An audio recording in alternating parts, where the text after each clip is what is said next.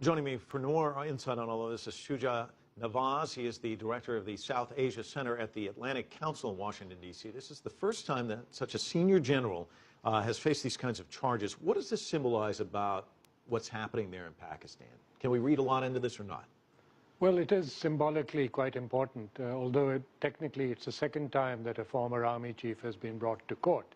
The first one was brought to court on charges of contempt in 1993 and actually was convicted, but the charge was never implemented.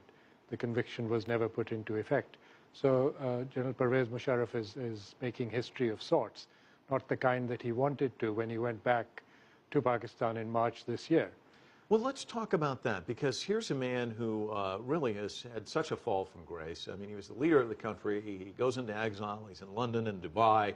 He could have remained out of the country. He returns almost with this sense that he's going to be embraced by the people, and instead he's arrested. Talk to me a little bit about that. What kind of a mindset did he have? Because people did warn him of this, didn't they? A lot of people warned him against going back, but there were a lot of other people around him to whom he listened much more, who told him that he would get a hero's welcome and that his newly formed party had formed a base throughout the country and that he could actually win an election. This obviously didn't turn out to be the case. When he went back to Karachi in March, only 500 people showed up at the airport. Most of them were journalists. The Bhutto assassination happened in 2007. Your sense is there's not much of a case here in terms of evidence and that sort of thing. Give me your thought pattern on that. Well, quite literally, the evidence was washed away within hours of the assassination. Reportedly, on the advice of the Director General Military Intelligence, a Major General who is related to Musharraf, and Musharraf at that time, of course, was the Army Chief and the President. The civilian authorities washed down the road. They also washed the vehicle in which Prime Minister Benazir Bhutto was killed. And so there was no physical evidence worthwhile that was collected.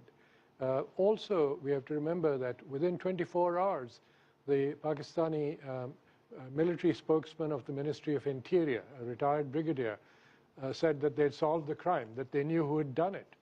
Baitullah Masood was fingered as the culprit, and they also talked of having a tape of him conversing with the cleric, and they said they'd identified his voice through voice prints.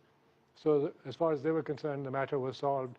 The blame had been shifted to the Tehreek-e-Taliban of Pakistan. Well, you know, it's interesting because Musharraf says, these are the three words he threw out, that this is false, fabricated, fictitious.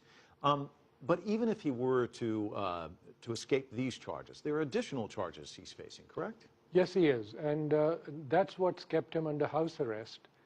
He has many charges against him. Even the charges now, there are three different elements, and they deal with the murder. They also deal with fabrication of evidence. They deal with stopping the investigation and so on. Most of these appear to be based on very circumstantial evidence. And the history of Pakistan in such cases and in such trials is not very salutary. Most of these cases basically fade away.